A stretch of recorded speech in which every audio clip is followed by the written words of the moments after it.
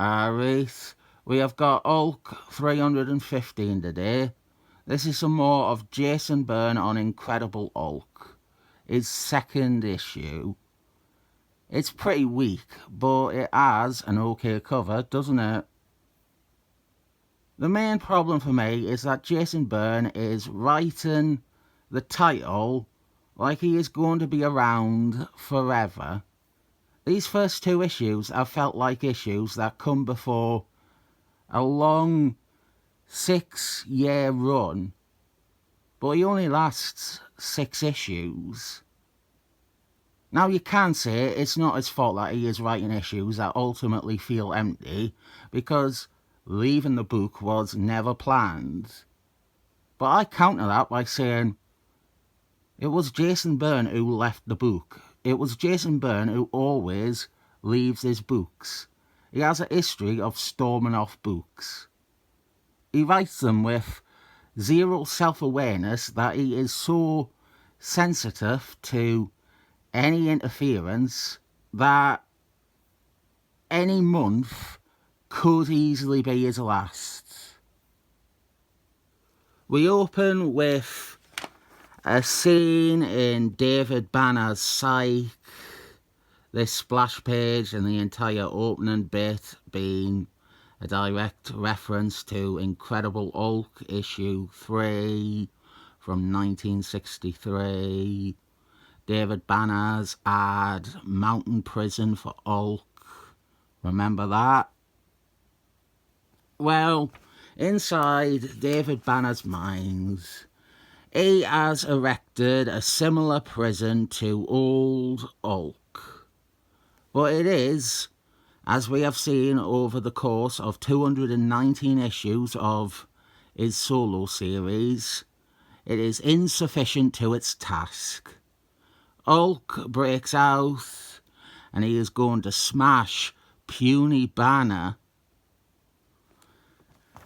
I do and am noted for my hatred of psychological inner visions like this. Well, at least this one is imparting upon us the new idea, rather than offering a meek metaphor. M.O.D.O.K catches David Banner, but what happens is David Banner keeps drifting further and further away, out of M.O.D.O.K's reach. It is a metaphor, but it represents the new development for M.O.D.O.K.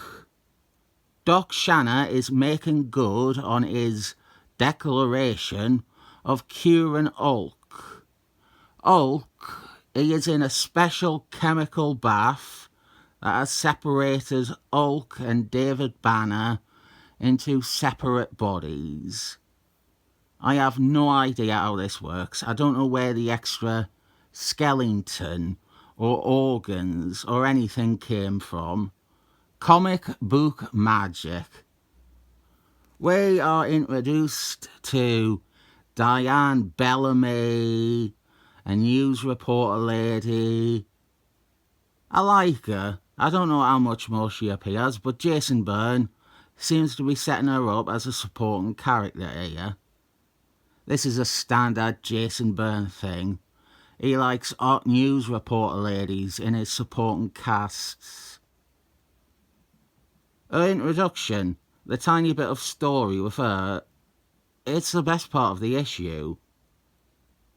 A lot of this is Doc Shanna explaining his little experiment. Here you can see David Banner being pulled from the goo. He is weak, and I think they say comatose. He gets rushed to hospital, whereas Doc Shanna is really interested in M.O.D.O.K. M.O.D.O.K is now, in Doc Shanna's eyes, like a child that could be taught.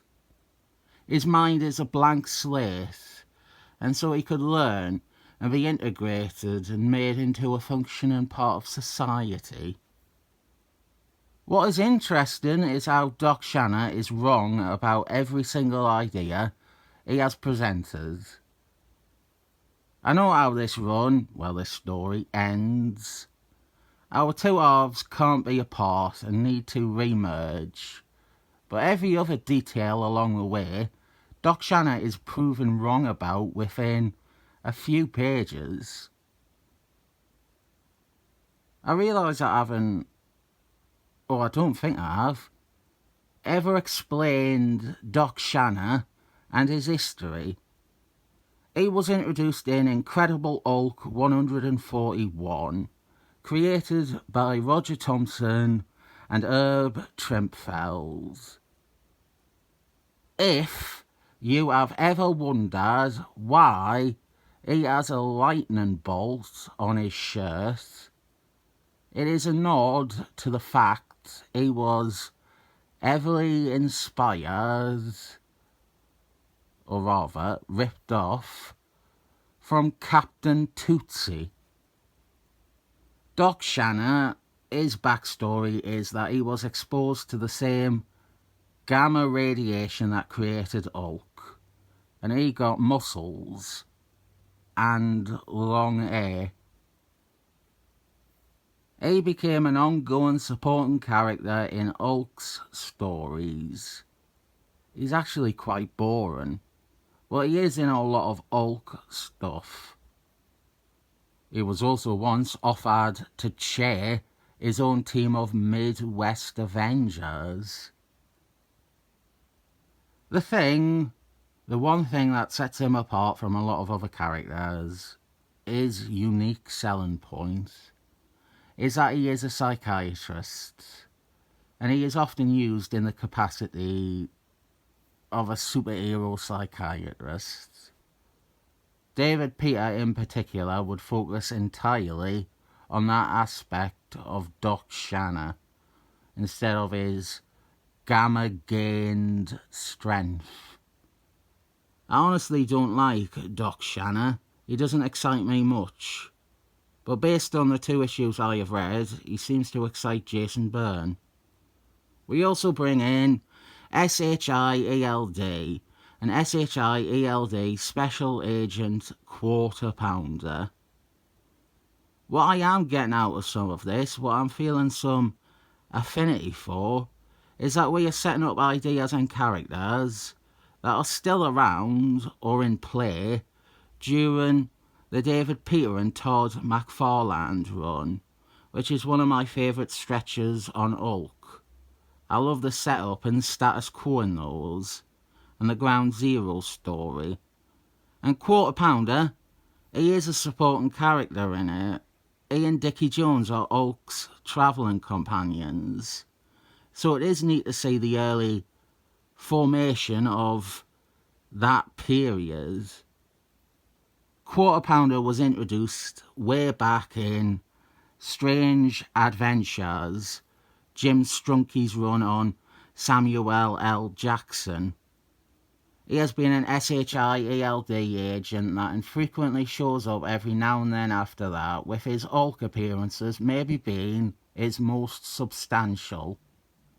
SHIELD want to take over Doc Shanna's project. They claim ownership over Hulk's body. They have been ordered to get rid of it, to destroy it, which Doc Shanna is against because he wants to try and fucking homeschool Hulk. And this is where we get to Diane's short arc. SHIELD have been blocking her transmissions, reporting on Doc Shanna's treatment of Hulk. And now her and her camera crew are under lockup. They are illegally held against their will by SHIELD.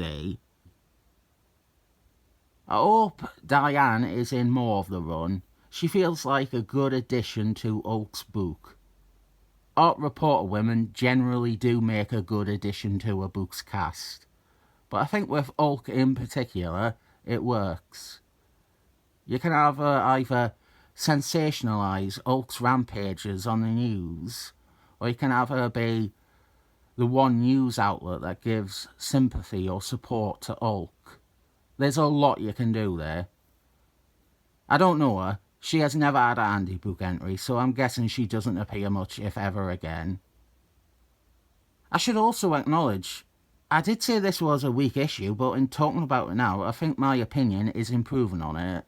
The other thing is, a lot of what we have here was a foregone conclusion for me, because I have read the very next issue, issue 316, so I know where certain things end up. Sorry, I just realised I'm starting to sound like I am off my head on cocaine. What happens is Doc Shanna breaks out of his illegal detention by the government. He burrows into the grounds and he is going to go and free M.O.D.O.K before they dispose of him. M.O.D.O.K, or the M.O.D.O.K body rather, is being kept restrained and sedated with a neuroneutralizer. And Doc Shanna, he has stated that he believes M.O.D.O.K is mindless or has a completely undeveloped intelligence. That he has the mind of an infant.